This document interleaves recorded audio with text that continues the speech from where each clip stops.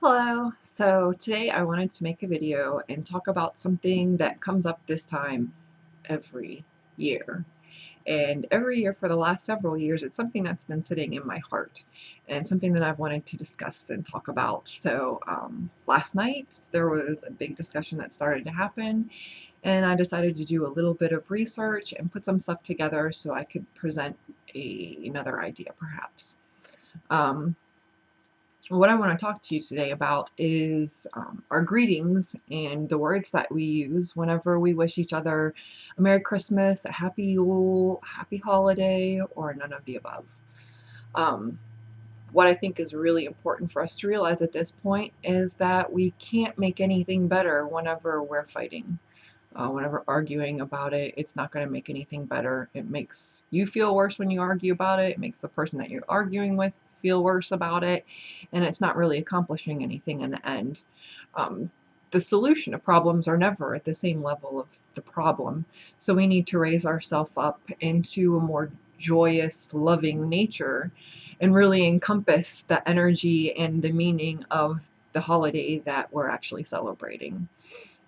So I know everybody gets really frustrated about how we say Merry Christmas or Happy Yule. I think what it's important to realize is there are many, many religions from all over the world for thousands of years that have been celebrating holidays at this very same time. I want to talk to you about some of those and just give you a little bit of a rundown of them. The first one I'm actually going to talk about today is Buddhism, and today, actually, December 8th, is Bodhi Day. Now, Bodhi Day is recognized as the day that Buddha, who is known as Siddhartha Gautama or Shakyamuni, and this is the day that he realized and obtained enlightenment underneath of the Bodhi tree. And that was actually done it was done in 596 CE. Next we have Judaism, and they celebrate a holiday called Hanukkah. And the first day of Hanukkah typically falls anywhere between November 30th and December 26th. This year it will fall on December 17th. And this festival is the rededication and an 8-day observance of a miracle that occurred in the Jerusalem temple during a war fought by the Maccabees in the cause of religious freedom. The miracle is that the oil that they had in the temple was only enough to last for one day. However, the oil in it managed to last for a total of 8 days. Um, that actually took place in the year 139 BCE. And then also a part of the Judaism, I found that in the second book of the Maccabees, a letter sent circa 125 BCE from the Hasmoneans, I'm sorry. That's one thing, please. Forgive me if I don't pronounce these things absolutely properly. I tried to look up all of the correct pronunciations for the holidays, and I found some of them, but was not able to find all of them. That, and I'm a little bit nervous, so I might get a little bit tongue twisted. So yeah, there was a letter sent circa 125 BCE from the Hasmoneans to the leaders of the Egyptian Jewry. And the holiday or the festival that they talked about is known as Sukkot. It was celebrated in the month of December rather than in September, since the Jews were still in caves fighting as guerrillas on Tishri in 164 BCE. They could not properly honor the 8-day holiday of Sukkot, which is a temple holiday, so they did postpone it until after the recapture of Jerusalem and the purification of the temple. The next religion I wanted to look at was the Muslim religion. This month they celebrate Eid al-Fitr. It was originally started by the Islamic prophet Muhammad, and it is observed on the first of the month of Shawwal at the end of the month of Ramadan, during which the Muslims undergo a period of fasting, and they also give zakat, which is also known as charity, on the occasion. Next, you can go through some of the pagan religions. We have Yule, which is celebrated as the winter solstice in the northern hemisphere, normally on December 20th or December 21st. In ancient times, the Druids and the followers of pagan and polytheistic religions of Greece, Rome, and other countries held celebrations shortly on or before the winter solstice. The Scandinavian Vikings and the Germanic pagans refer to Yule during the Iron Age until their Christianization up in the medieval period. Another holiday was Saturnalia, and it was first observed in 217 BC. It was the ancient Roman festival in honor of the deity Saturn. Saturnalia is a festival of light leading to the winter solstice with the abundance of presents and candles, symbolizing the quest for knowledge and truth. The renewal of light and the coming of a new year was celebrated in the later Roman Empire at the Dies Natalis of Sol Invictus, the birthday of the unconquerable sun. That was on December 25th as well. The popularity of Saturnalia continued into the 3rd and 4th centuries AD, and as the Roman Empire came under Christian rule, some of its customs have influenced the seasonal celebrations surrounding Christmas and the New Year. That would include things like the Christmas tree and also the mistletoe. For Zoroastrianism, they observe what is known as Zartasht no Diso, and that is on December 26th. It is the day in the sacred calendar when worshippers remember the death anniversary of Zoroaster, who, according to Britannica's encyclopedia, lived from 628 BC to 51. Special prayers are recited and a visit is paid to the first temple as a mark of remembrance to Zoroaster on that day. Next up, there's Mithra Ism, and that's based off of Mithra, and they celebrate something called Shab Yalda, and it is celebrated on the eve of the winter solstice. It was originally a religious observance of the night before the birth of Mithra, who is the man god of Mithraism.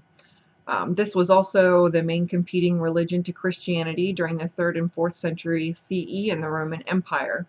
It has evolved into a cultural celebration observed still today in many countries in Iran.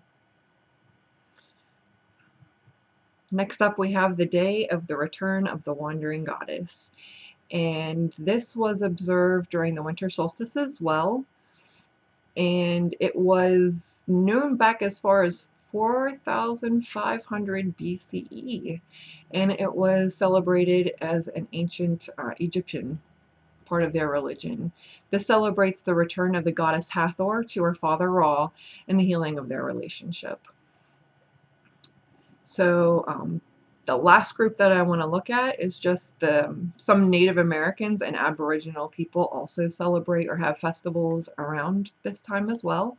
The Hopi tribe does have a celebration called Soil, and it lasts for 20 days and includes prayer stick making, purification, rituals, and it concludes with rabbit hunting, feasts, and blessing.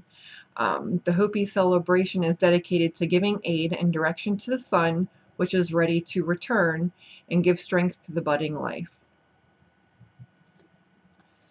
So one thing that I noticed while I was doing all this research was that it always talked about competition and competing religions and how one thing faded away and gave birth to something else. Or just simply wiped it out. So it reminded me of something by one of my favorite people to read, and that is Jiddu Krishnamurti, and he has something that is very quite poignant for this time of year. He says, when you call yourself an Indian or a Muslim or a Christian or a European or anything else, you're being violent. Do you see why it is violent? Because you are separating yourself from the rest of mankind. When you separate yourself by belief, by nationality, by tradition, it breeds violence. So a man who is seeking to understand violence does not belong to any country, to any religion, to any political party or partial system. He is concerned with a total understanding of mankind. And I think that is absolutely beautiful, because when I look at pictures of this earth, I don't see any borders. So one of the points that I really want to make about this is that all of our religions, the main core of them comes down to love. As I have loved you, love one another. Do unto others as I have done, do unto others as you would have them do unto you, and do what you will as long as you harm none. It all comes back to the same thing. We have to stop fighting about it. It's very important. If we're going to claim that we're going to use our actions based off of religion, we can't act any other way than out of love, because that's what our religion and our spiritual systems are supposed to be based out of. So if you're going to say or do something that's not based out of love, you have to say that it's just based off of your human perceptions, and just leave it at that, please. In the United States, we typically start giving holiday greetings right after Thanksgiving. You'll hear people out saying while they're shopping, Happy Holidays, Merry Christmas, and that's all great and it's wonderful and it's beautiful, and we need to share those things, and we need to have community and bring that back to one another. Um, Whenever I have a Christian friend, I say to them, Merry Christmas. If I have a pagan friend, I'll say to them, Happy Yule. If I don't know what religious background a person has, or perhaps they don't have one at all, then I just wish them a happy holiday, because it all comes back down to spending time with your family and having love and celebrating that part of your tradition that's beautiful. So we need to concentrate on keeping that beautiful amongst ourselves.